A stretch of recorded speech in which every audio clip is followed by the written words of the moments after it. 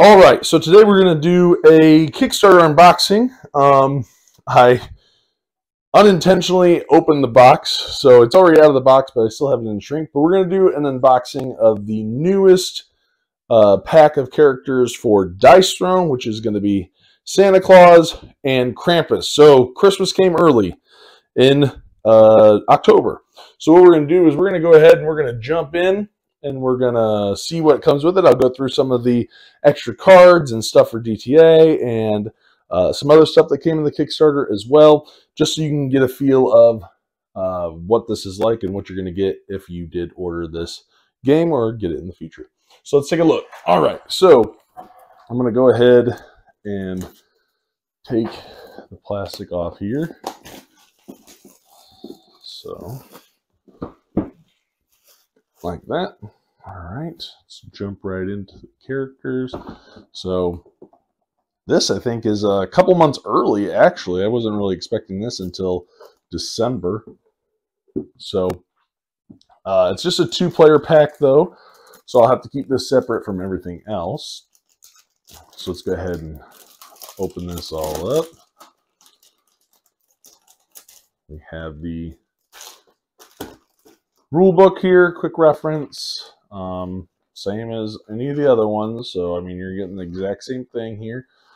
Your little rule book there. So, got that. We're going to have our different tokens. So, you have like the coal for Krampus. You're going to have the Jolly Cheer. I can't remember what all of them are called, but they all punch out really quickly. You get the standees for DTA. So you got those as well. And everything punches out real quick. Why not just do it real fast right here for you guys? No issues punching out, which is always nice. So you got all your little tokens there. And let's go ahead and let's pull these out. So we're going to have Krampus first. So you have Krampus, and then you have Santa Claus. All right. So I'm going to set the box off to the side. Let's take a look at Krampus. So here's his player board with all of his different abilities. And his big thing, if you're not familiar with this set, is that he has these reject cards. So like these rejected toys type, they're like puppet kind of things in here. So a lot of his play is going to be revolving around these rejects. This is going to be what kind of makes him special there. We'll look at his little leaf. So he's going to have coal as a negative status effect, where it's going to prevent 1 CP from being gained. So the next time a player with 4 of these tokens, if they were to gain CP, they must first remove all the coal and then reduce the amount of CP gained by 1. All right, and then they have gifts here, which you spend in order to gain a reject. And then you have, obviously, your rejects here, where you can activate them once per turn to provide an immediate effect. So you're going to have these reject cards right here. So let's go ahead and take a quick look at these. So you have Dottie, where when she's activated, she gives you 3 attack modifier. You have Bitey, who is going to heal you for 2 and add 2 damage. This one lets you inflict cold. This is Springy. Is it supposed to be Springy? Springy.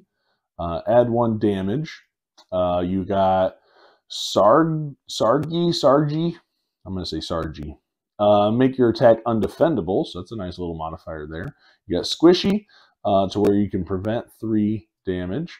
And then you have Wormy, where you can perform an additional roll attempt of up to 5 dice. And then back to Dottie. So these are going to be your reject cards. Really nice, thick quality. I believe these are the, what are the, I can't remember the kind of cards. They're like, you can bend them all the way and they just bounce right back. They're just like the Loki cards if you use that. So same quality. I can't remember what they're called though. So forgive me for that. You're going to have your CP and health marker just as normal. You're going to have the dice here. So you have like the little branches. You have the little head, the gifts, and let's see, it looks like a little bell, like a Christmas bell. So nice chunky dice, great quality as usual for all of these games. And then we're going to have our, let me pop these open real quick. You're going to have your actual deck for Krampus. And in it, they already have included the Mythic cards. So if you're not familiar with the Mythic cards when it comes to Dice Throne, these are available for all characters. It's just usually, if you have Seasons 1 and 2, you get them in DTA.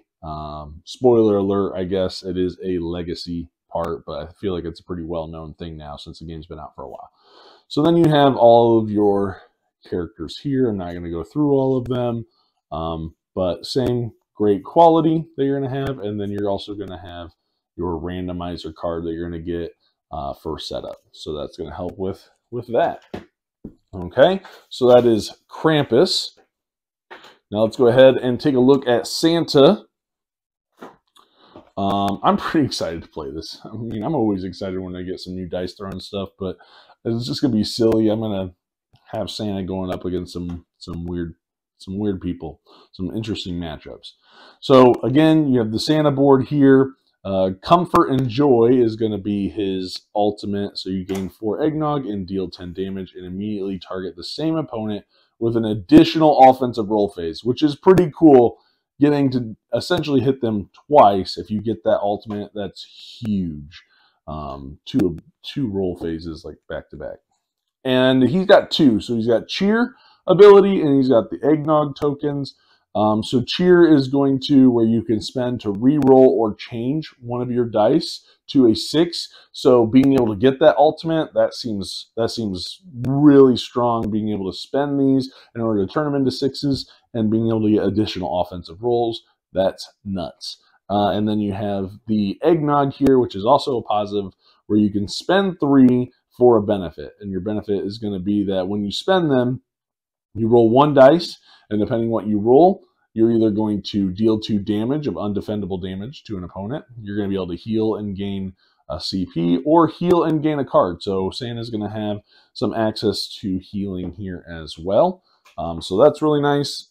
And I don't know if he has a lot of healing. I don't see a ton in here, so that might be a good little effect there. You got your CP and your health dials as normal. Then we got our Santa dice here. So you got the axe, you got the little bell, you got the little, what is that, the North Star, I'm guessing, something like that. And then I think that's it. So the bell, the axe, and the North Star, pretty sure. Yeah, that's it. So you got those. And then let's take a look at Santa's cards real quick. I actually should go and take a look at their mythic abilities just because I think those are interesting. So let's take a look at Santa's, and then I'll take a look at. So this one, during your upkeep, you gain eggnog. So that's really nice.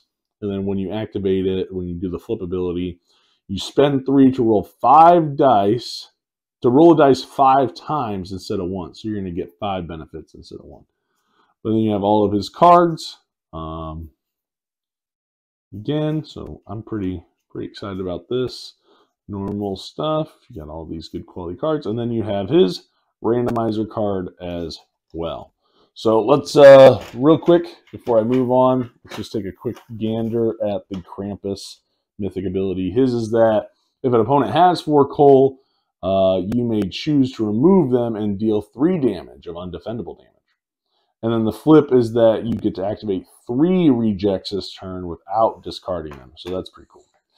Usually you only play with the mythics, though, when you're doing DTA. They don't recommend it with just like basic, matchups kind of stuff. So keep that in mind with those. I mean, but do whatever you want. However you play, it's up to you. All right, so those are the characters you're going to be getting in this set. You are also going to be getting some rebalancing leaflets for 3 characters that came in the first Dice Throne battle chest. So these are the originals. So we have the Tactician, the Huntress, and the Vampire Lord. These are all getting a little bit of an update. So they're going to be changing some of the things. And what's nice is the only thing you have to do is switch them out with these new ones. So each of these have now some new changes to their leaflet. So if you want to know what those changes are, I believe they posted about it, but I can share a little bit here. So let's move these ones off to the sides for right now. So this is the old one, this is the new one, and here you're going to be able to see with the vampire that it's going to increase with your blood power. It's going to increase that attack bonus to 3 instead of 2. And then here you're going to be able to not just from yourself, but you can remove a status effect from a chosen player. Okay, so that changes it from yourself to anybody. You're going to be able to spend, instead of drawing 2 and discarding any card, you're just going to draw 2 when you spend 3 tokens. When you spend 4 tokens, you're going to heal equal to the amount of damage you successfully dealt, whereas here you're going to be able to deal, you're going to heal equal to the amount of damage you successfully dealt, and this can only be during your roll phase, okay? So, yeah, I don't think that part has changed too much. Then down here on the old one, it had where if your attack successfully deals damage to the opponent, you'll inflict 2 bleeds. That is new there. So this is a new thing here. You don't see it here on the old one.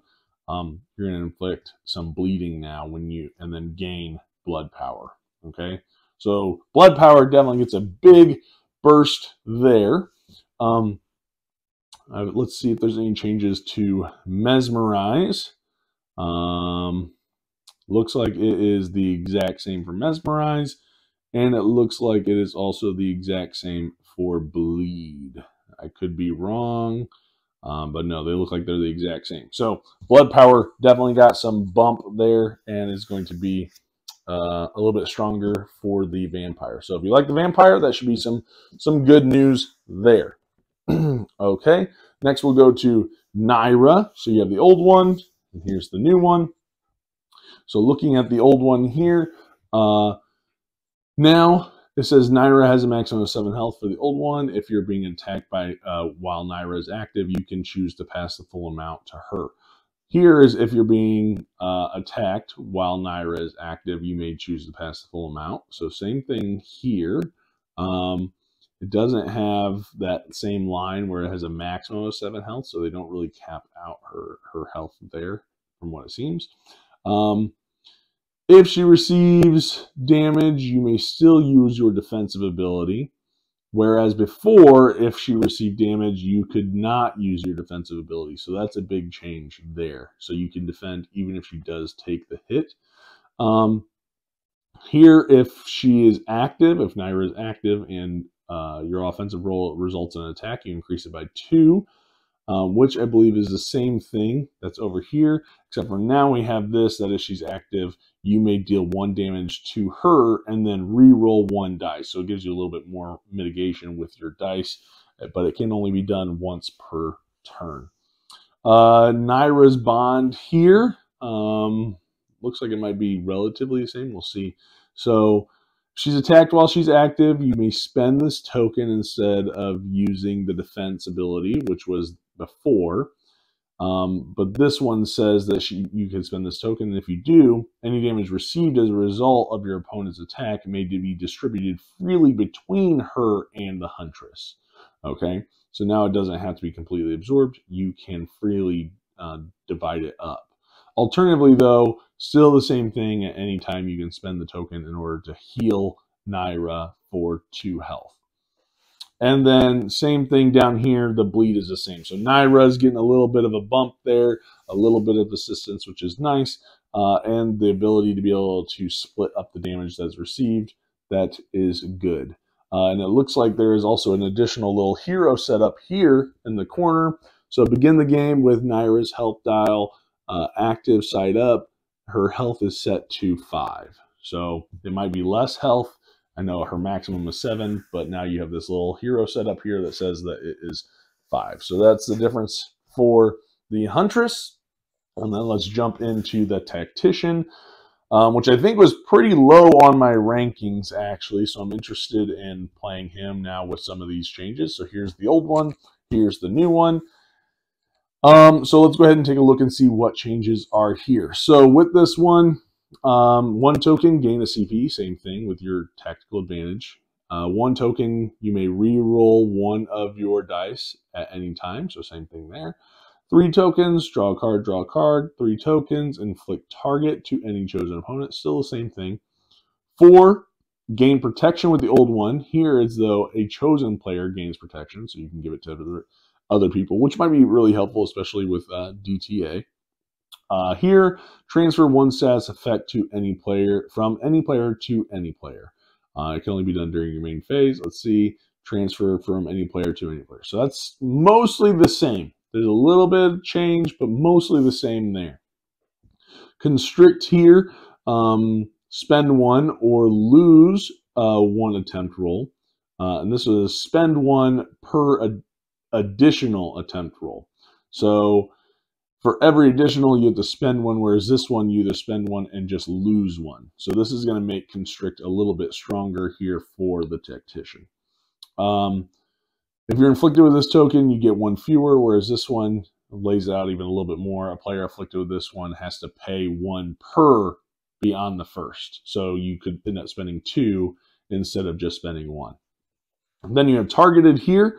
Looks like hopefully maybe the same, maybe just some different verbiage. So +2 incoming attack damage, +2 incoming attack damage. Yep. Yeah. So it's the exact same thing. This is persistent. This is still persistent, but it also has the classification as an attack modifier. So hopefully that'll clear up some stuff. And then here with the protect, still prevent half the incoming damage. So that looks the same. So constrict looks like it's going to get a bonus. You're also going to begin the game with 2 tactical advantage. And instead of before, I don't think you started with any of those at the beginning. So that's going to be the changes to Tactician. I'm interested to see just how much that will help. So those are going to be the changes that you're going to see for those 3 characters. Hopefully that makes them a little bit more balanced. We'll see what happens. And then last but not least, we have all of the nice little Kickstarter promos, which is pretty much all going to be DTA stuff. So with this little pack, you're going to get some new enemies that you're going to be able to fight. So you have Elf-Is, you have the Yeti, you have the Fates, you have the Slay Team, you have the Winter Soldiers, which I think is awesome, the Ice Cold Sprite, the Winter Clown, and back to the Elf-Is.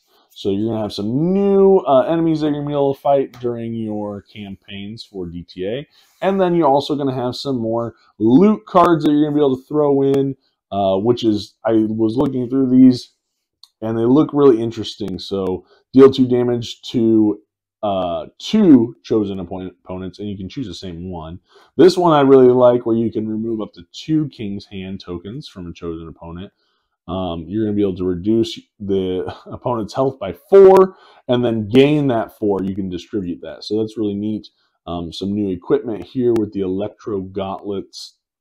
So yeah, you're going to have a bunch of new cards that you're going to be able to throw in there and be able to add to your deck. And you now have a new difficulty level called Nice Throne, which is going to be the easiest of all of the difficulty levels for DTA. So this is obviously a scenario score of 10. And what this is going to do is now you can, instead of having to replay scenarios, you can actually just take the -10 points and move on to the next scenario instead of losing the points and having to go and start all over and do it again. You'll also, if a character has first strike, players are able to spend 2 CP.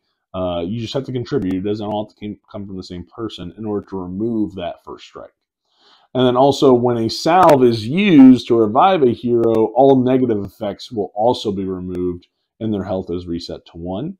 And then bosses and minions do not gain or use King's Hand tokens. So if you thought DTA was a little difficult and you wanted something super easy, or maybe you're playing with less experienced players and just trying to get them into the game and having a good time instead of, getting wrecked, now you have the Nice Throne difficulty.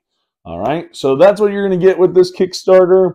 Hopefully that gives you a little bit of an idea of what to expect and what you're going to get. So yeah, thanks for checking out another Kickstarter unboxing. Please let us know if this is something you're excited about. Are you going to wait to play it until Christmas, or are you going to play it as soon as you get it? I, for one, am going to play it probably today. All All right. So thanks for watching. We will see you guys on the next one.